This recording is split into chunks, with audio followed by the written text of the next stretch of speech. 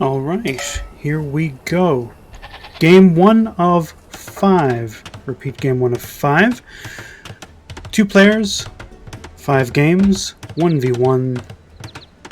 And I believe the players are going random civilizations. Looks like Mr.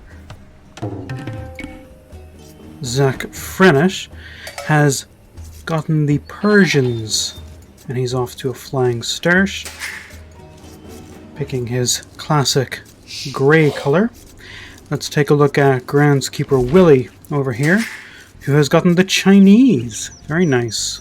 Not bad. It's going to be an interesting little match here. Let's take a quick look at the map. Handsome river there going along. Nice, cramped. Nice defensive setup there for GroundsKeeper Willie. I'm liking his forest placements. Were I him, I would be a happy camper.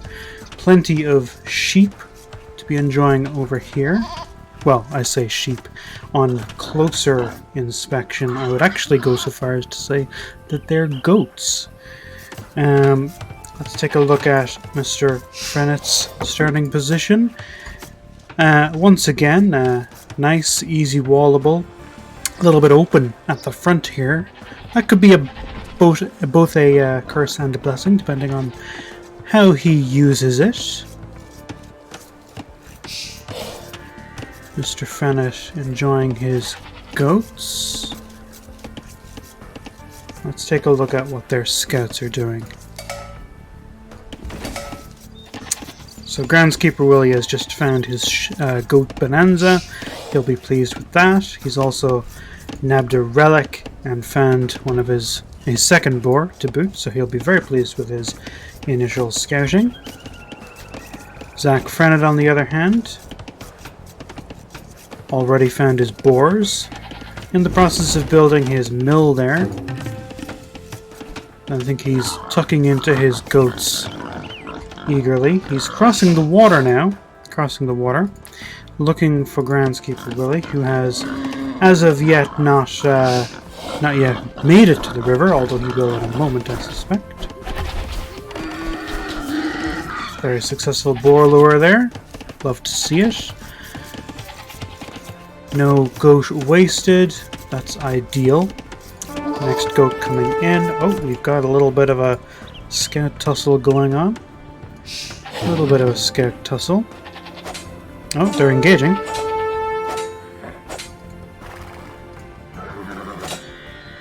Looks like GroundsKeeper Willie has the advantage here, and Zack will retreat across the water if he can. There he goes. I just want to see here while this is happening. Yes, as I suspected, this is a nice map. The only water crossing is here, so that's a nice natural bottleneck until... Oh. GroundsKeeper Willie will not have liked that. He ran straight into that town center, straight into a hail of arrows, and that scout's children will now be living as orphans. It's always tough, I think, in these matches to see the first bloodshed like that, particularly when GroundsKeeper Willie actually had the advantage in that matchup and maybe just inadvertently took his eye off the fight while the scout was lured to certain death. Now, Mr. Frennett is walling up the crossing with some palisades and a house. Very nice, and it looks like GroundsKeeper Willie is going to try and do the same, perhaps? Or is he just scouting? We'll see what this villager is up to. Perhaps planning on building a dock. Repeat, building a dock. There's plenty of fish in this river. Considering it's such a small river, there's certainly plenty of salmon to be had. And snapper. Repeat, snapper. Mr. Frennett doing a little goat scouting over here. Like to see it, like to see it. So, he's Persians, and we've got 9 lumberjacks. 9 lumberjacks. We can probably expect to see some feudal age up soon. Oh, both players, almost at the exact same moment, have built their docks and are starting fishing. Docks are fairly near each other. That's probably unfortunate for both players because it means that they'll be competing for the same fish in a short amount of time, and it may accelerate the naval arms race. But whilst I say that's unfortunate for the players, it will certainly be a treat for us viewers of this match. Remember, of course, this is but match 1 of a 5-match series, so plenty of Age of Empires to be enjoyed today.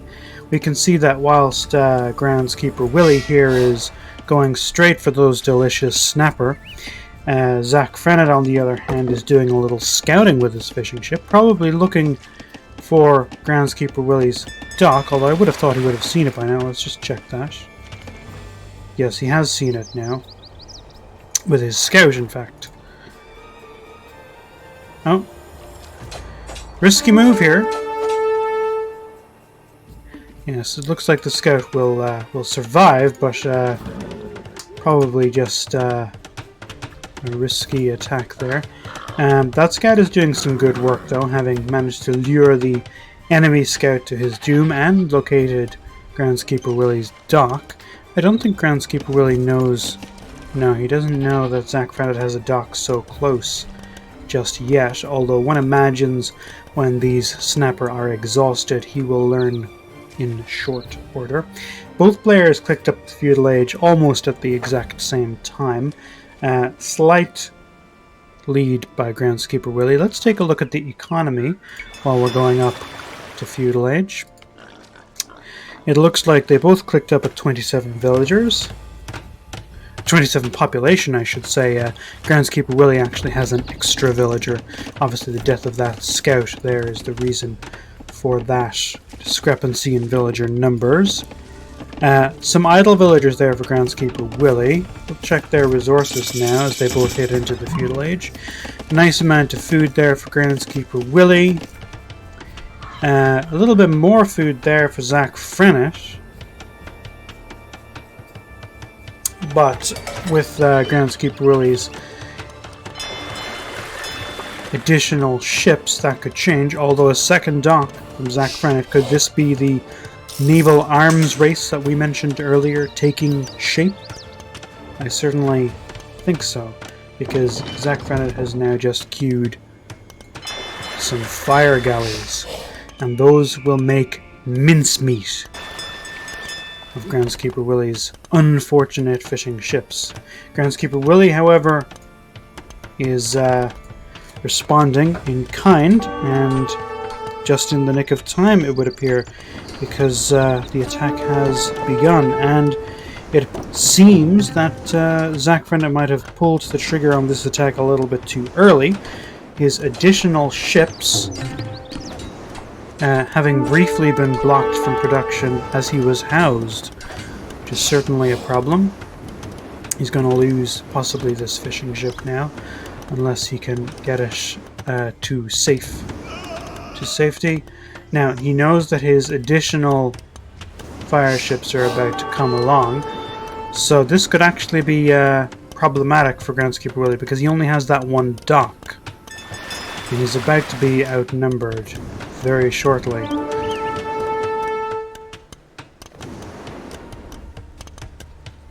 Ah, but he's building a tower. Excellent.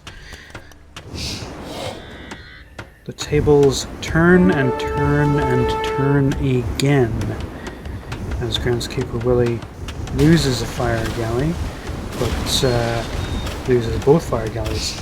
But his fishing economy will be protected to a certain degree by this tower, although it seems like that tower could do with some garrisoning if he really wanted to save those fishing ships, and unfortunately it does not look like that is going to be the case. He is building a second dock now. I think he has realized that it won't be possible to keep up with the military production with just one, having lost his initial ships for that very reason.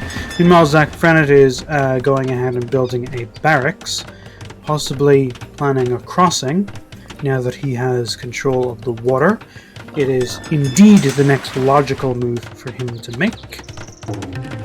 Let's take a look at their ecos. It looks like Groundskeeper Willie well walled in here, fairly safe. Only one entrance to his base, and that can be quick walled in fairly short order, or else this villager might be off to take care of it. He's just about to tech into farms, it looks like, with these 5 foragers. Looking over at ZackFrennett's base, I'm liking Zack's economy a little bit better. He's got more food, a lot more gold, and more stone, and more villagers. And he also has a lot more military, albeit primarily on the water, but that could be enough. So it's not looking great. It's not looking great for Groundskeeper Willie at the moment. That said, though, he has plenty of time, and he is heading into the Castle Age. So it could well be that his strategy of locking himself up safe and sound and heading in for that fast castle will pay off.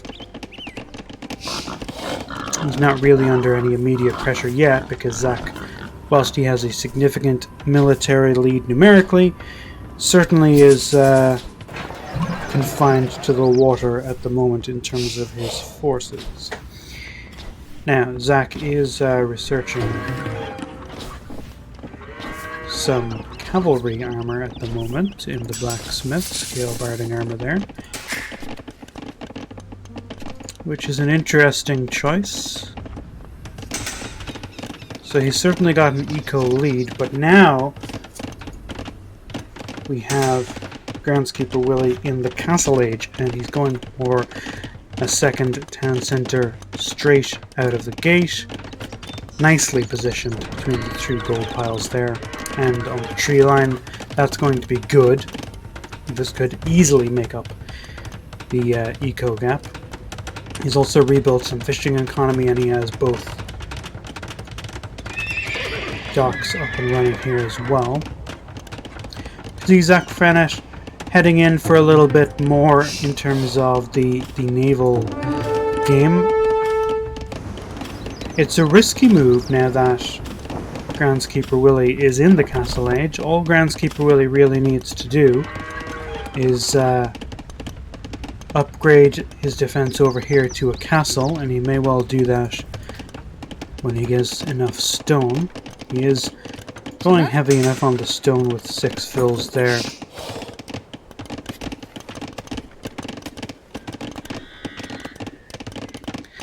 Certainly more stone focused than gold focused, so he is keen to get that castle up and running to defend his fish economy, which would be quite good. He will need to get it up and running before these ships build critical mass. If he does get it up and running, and if he can force Zack into a naval attack, then Zack could take quite a lot of losses with these ships here. Looks like Zack is attacking a little early though. He's going for some stone walls here though, which is probably a good bet. Safe. He might be inclined to ultimately abandon the water. Looks like he's about to lose all of his fish here anyway. Which is unfortunate. That's a lot of wood to be losing. He has plenty of wood in the bank though, so not too bad. Still though, this is merciless slaughter. Merciless. That one tower trying its best, but not really enough to secure this coastline, unfortunately. So Groundskeeper Willie is now starting to pump out villagers, but one must say ZackFrennett is now in the castle age and has a modest population advantage. Certainly a less modest military advantage, but the stone walls are by and large built. Just another one needed here to fully secure Groundskeeper Willie's interior base.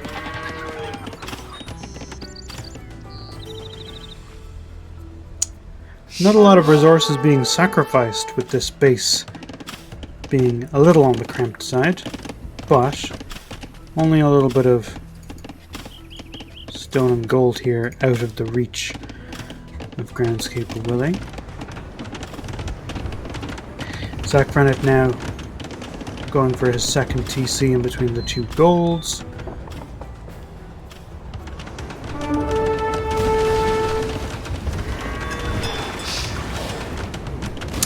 Here comes that castle. And that's certainly an ambitious position for it. I like it. It'll certainly do a lot of damage to ZackFrennett's navy, which has already taken significant losses from Groundskeeper Willie's demolition ship, as you've just seen.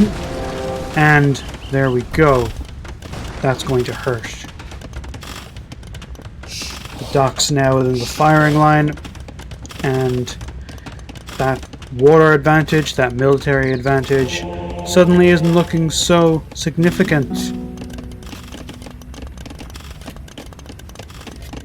Now, one thing I will point out though at this juncture is that ZackFrennett does still have a now considerable population lead. He's got 13 additional population on Groundskeeper Willie, and as you can see, most of that is villagers, of course, having had his navy sunk moments ago. We can see he's also got some towers now just on the borders of Groundskeeper Willie's base, which will certainly prove to be an annoyance. Groundskeeper Willie is starting to make some military, however, and does have a significant amount of forces now. He is the Chinese, so he is going for Choku Nu, and he's cleverly popping them straight into his castle to accelerate the damage that it's doing to the docks down here. Of course, ZackFrennett has already moved his fishing economy safely over to the other side of the map, where Groundskeeper Willie does not really have any kind of a presence.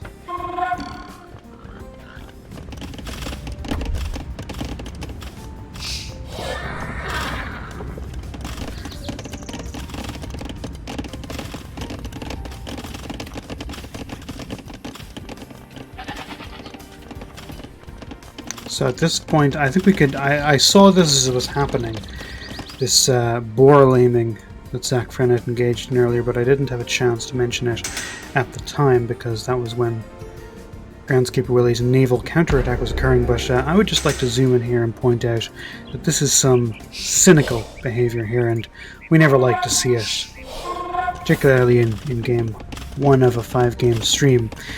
I think if there's any justice in the world, karma will certainly cause ZackFrennett to pay a heavy price for this kind of behavior. Meanwhile, however, ZackFrennett's first direct assault on Groundskeeper Willie's base has begun. If that karma train is pulling into the station, it will be late. It does not look like it'll be arriving anytime soon, perhaps not even any time in this first match, because these onagers, or mangonel I should say, are now handing up the walls. We can see that Groundskeeper Willie is housed. He's lost some houses his way to these mangonel, so that's going to be a problem for him. He has a nice amount of units queued up here that are currently blocked. He has another castle coming. And if I were him, I would have built that on top of the hill as opposed to on the slope. However, he probably wanted to stay out of the range of this watchtower, so I will forgive it. He is popping up some houses now, so at least that problem is fixed. Meanwhile, ZackFrennett is in the base. He's got some knights hiding in these stables ready to go. Are they knights or are they camels? I think they're knights. So looks like Groundskeeper Willie is about to experience the cold, hard pain of a cavalry raid, and we certainly don't like seeing it. He's trying to do some fast walling here, but unfortunately the knights can get through with minimum fuss.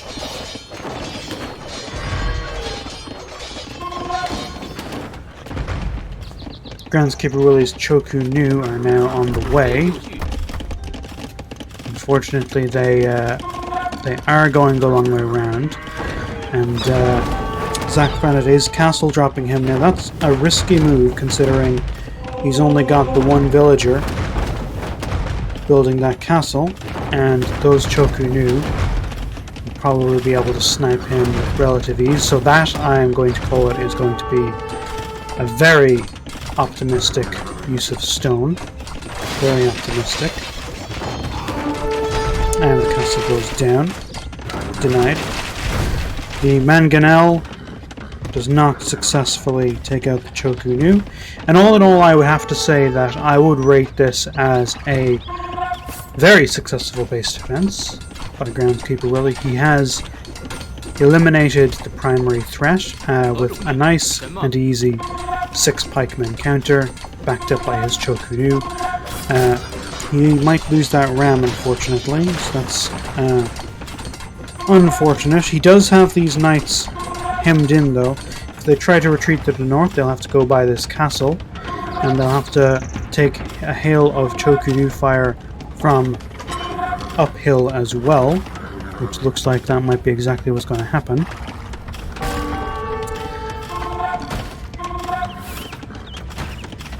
Yes, and so they fall back.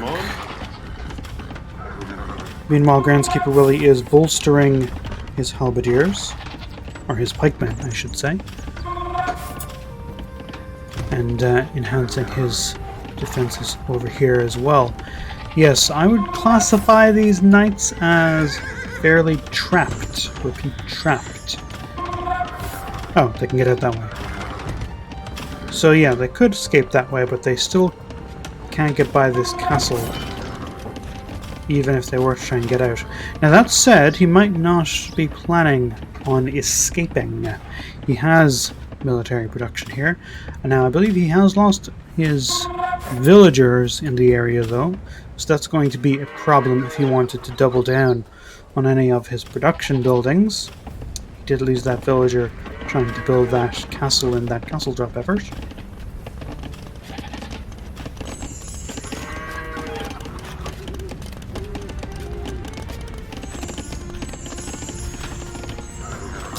Certainly Groundskeeper Willie with a major military population advantage now. If I were him, I would certainly move in with these pikemen and the Choku Nu, and it looks like that might be exactly what he's doing. He's just got that tower in the way is the only problem. Now he is heading up to the Imperial Age. They both are, in fact, and it looks like Groundskeeper Willie will achieve that sooner. So once those Choku Nu are backed up by a trebuchet, they should be able to clear out this forward base with relative ease before ZackFrennett can get his own Imperial Age up and running properly. Now it looks like he's bringing in those knights, and this is not a good matchup for him.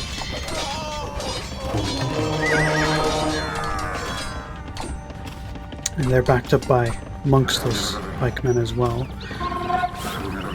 Although it looks like the monks will face something of a religious slaughter.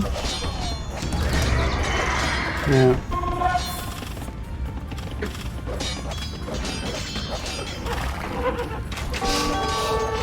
Now that hasn't gone very well, so he's going to have to move in the Chokunu to deal with those rams.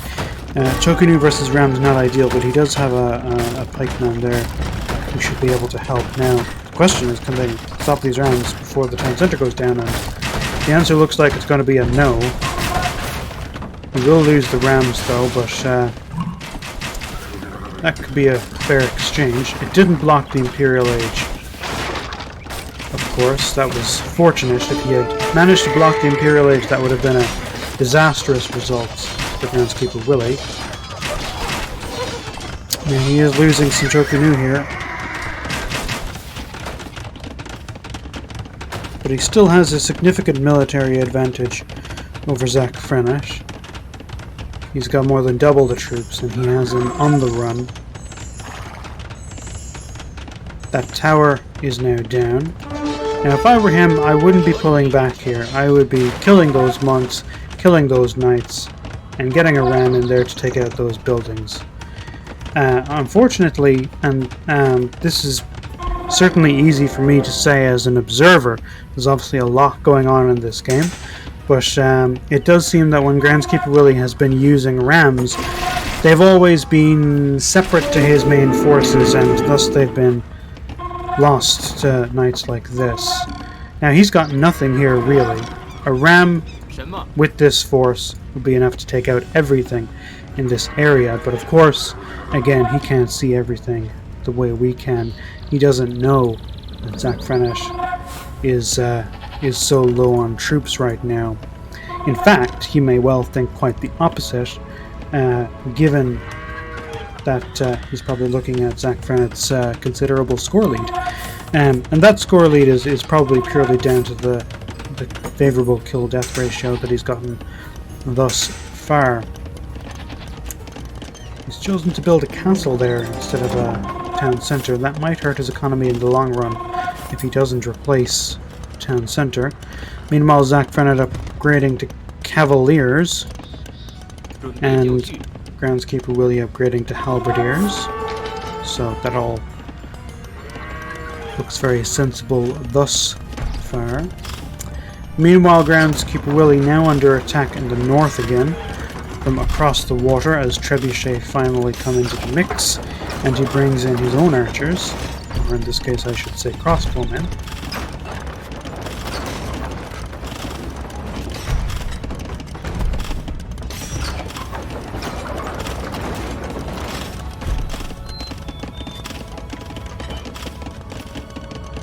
Cavaliers raiding in here, probably not to great effect thanks to that castle, which it looks like it was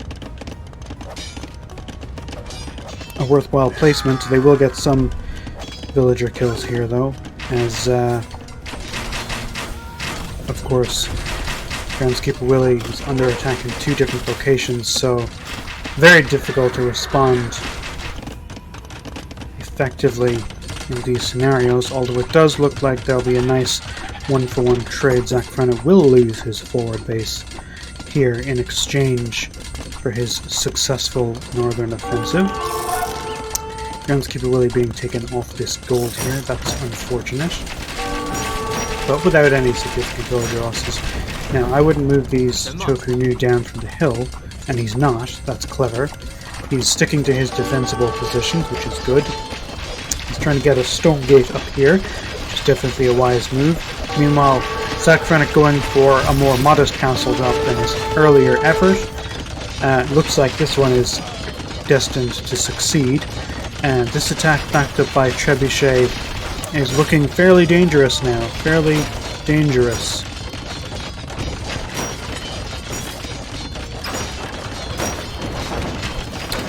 Ooh, that was a terrible turn of events for ZackFrennett. Now, with his fairly significant economic lead, he can probably take a loss like that, and indeed, as you can see up there, he does have plenty more crossbowmen on the way,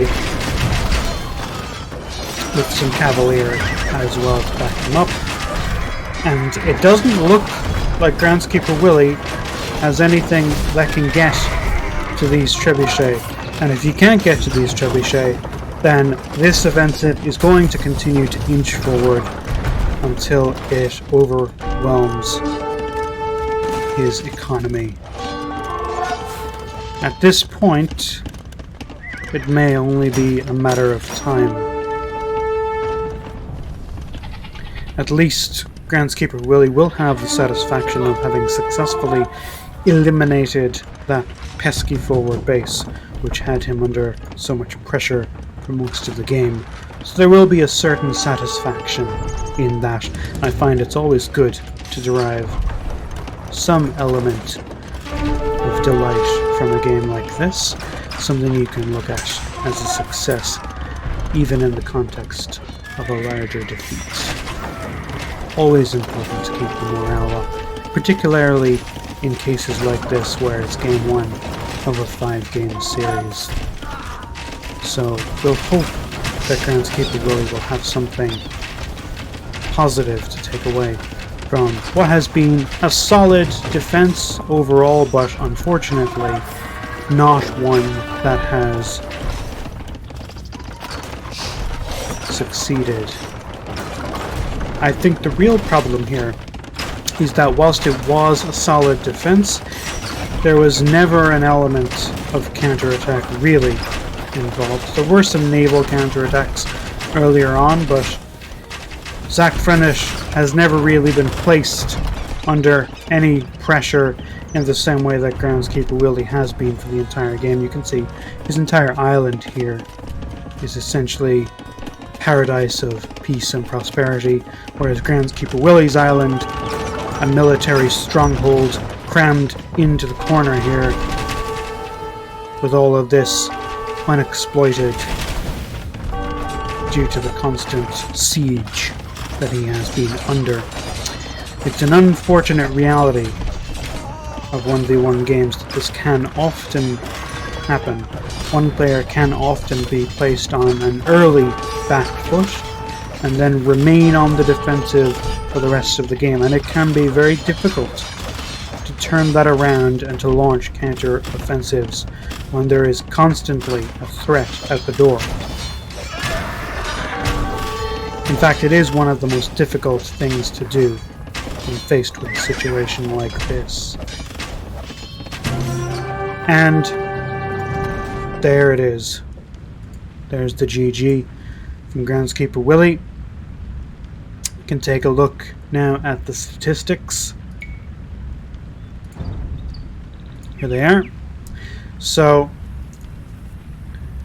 as you'd expect in terms of the overall statistics, we'll take a look at the military. Obviously, ZackFrennett, a lot more units killed, a lot fewer units lost. More buildings razed, fewer buildings lost. It's this stat really here, the largest army, I think, that tells the story of how Groundskeeper Willie ultimately lost this match. There was a period in the Castle Age where Groundskeeper Willie was significantly larger in terms of military units than ZackFrennett, and that would have been an ideal time for a counterattack. ZackFrennett's defenses on the crossing were fairly meager. He probably could have gotten through with a couple of rams and his Chokunu and pikemen, but obviously with that forward base on his doorstep, it just felt like he probably would not have committed his army to that kind of a crossing in the mid-game like that. Economically speaking, we can see ZackFrennett has some significant advantages here as well. Technologically speaking, however, it is an interesting story. Groundskeeper Willie, certainly the faster player in terms of aging up in each instance, although not by much. We can see that Feudal Age, they were essentially neck and neck. Castle Age, there was only 2 minutes, 4 minutes, I should say, of a difference, and Imperial Age, again, almost neck and neck. Society, we can see that they had not much of a difference in terms of relics, not much of a difference in terms of castles. It does look like Groundskeeper Willie had those relics for a lot longer, which is certainly nice. The villager high again, they're telling a telling tale in terms of ZackFrennett's ability to churn out those military units there in the Imperial Age and just overwhelm Groundskeeper Willie with numbers, if nothing else. Looking at the timeline, we can see, once again, we can see this significant period here in the Castle Age that I mentioned when Groundskeeper Willie's military forces were considerably in excess of what ZackFrennett was fielding, but again, it was not to be. So that's game 1 of 5. Don't know if I'll stream the other 5. We'll have to see. One of them could be ongoing as we speak. So we'll see if it's something I can dip into. Might dip into game 3 and maybe dip into game 5 again then, so that we can see the exciting conclusion. But for now, thank you very much, and as always, the Baldo Invitational tournament is probably the best, I think we can all agree, thing to ever happen to Age of Empires, and God bless Baldo.